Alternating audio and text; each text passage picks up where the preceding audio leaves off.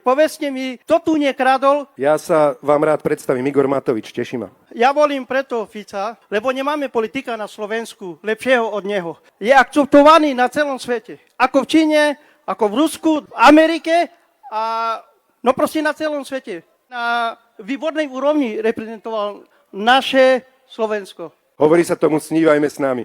Celá Európska únia, kde my sme súčasťou tej Európskej únie, ho prosili, aby nám nešiel robiť hanbu do toho Pekingu a pochodovať s diktátormi a tyranmi sveta.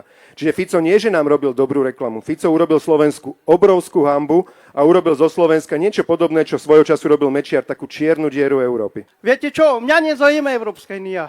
Peniaze dávajú tam, kde nemajú dať. Ako ste na to došli, kam? Toto, čo robí pán prezident Zelenský, verejne, to, čo sme každý slepí? Kde idú tie peniaze, čo Európska únia, miliardy im dáva peniaze. A kam idú tie peniaze? No a jemu do vrecka, dajme tomu. Hovoríte, že ja som išiel do politiky preto, aby som manipuloval s ľuďmi. Nepripada, že vy ste zmanipulovaní. Keď si myslíte, že ma Fico zmanipuloval tak, že som... Žijú ľudia lepšie teraz posledné 3 roky, ako žili predtým? Samozrejme, že áno. Ako ste na to došli?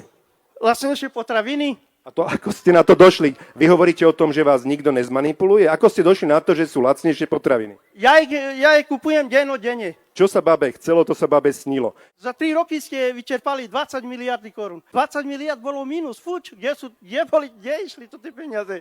No a teraz vám to vysvetlím. 24 miliard, aby vám teda náhodou potom Fico nenapísal, že sa pomýlili v tom čísle. Z toho 12 miliard sme použili na deficity, sme urobili dlh rok 20, 21, 22. 12 miliard sme minuli počas tých kríz na to, aby 1 000 000 ľudí nebolo prepustených, napríklad Kurzarbeit a podobné veci. 12 miliard sme nechali v štátnej pokladnici pre Odora a Fica a Ficovi z toho zostalo 10. Čiže keď Fico hovorí svojim voličom, že Matovič rozhúkal 24 miliard, hovorí to preto, lebo on sa spolieha, že jeho voliči na to neprídu, že polovička z toho zostala jemu v pokladnici.